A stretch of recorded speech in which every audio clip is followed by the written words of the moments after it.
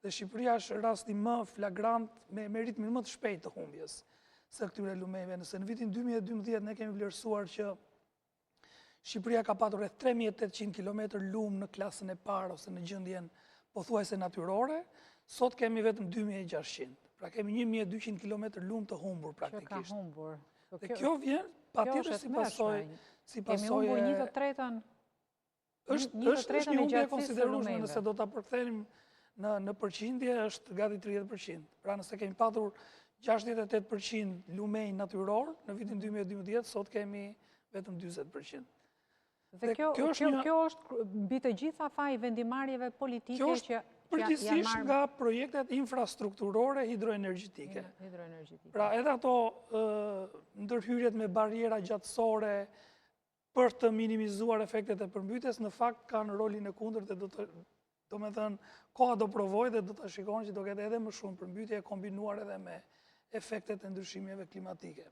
Janë të ndërgjegjshme institucionet shtetërore, qeveria për këtë humbje të madhe, e keni çuar në Ministrinë e Mjedisit, në Ministrinë e Infrastrukturës, atje ku bëhet vendimarrja për t'i mbrojtur këto lumej? Sigurisht, unë da edhe përmenda, ky është një raport që del çdo 2 vjet, përditësohet çdo 2 vjet, megjithatë ne sot jemi gati një dekadë nga ere parë që e kemi ndërmarrë këtë iniciativë dhe patjetër që i ndahen edhe hapësira që ne jemi këtu sot është pikërisht për t'i dhënë një mesazh, por për fat të keq vendimarrjet nuk është se bëhen sot, bëhen ditë pas dite në mënyrë graduale dhe ajo që ne bëjmë është vëzhgimi dhe monitorimi dhe vlerësimi, por kohë pas kohë ne gjithmonë kemi bërthirrje.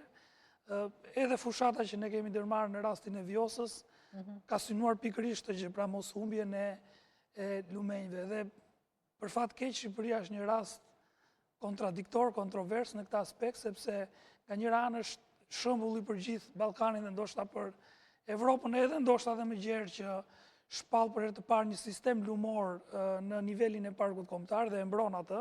Nga ana tjetër humbet sa që thash, pra humbet 1200 km lumë. 1200 km lumë të humbura për gjatë 13 viteve. Përgjithsisht është Shkumbini, Drini dhe Mati. Me gjithë degët, Fani është gjithashtu shumë indikuar. Çfarë rrezikon të ndodh në 10 vjeçarin e ardhshëm me këtë ritëm humbje? Nëse për 10 vjet kemi humbur 1200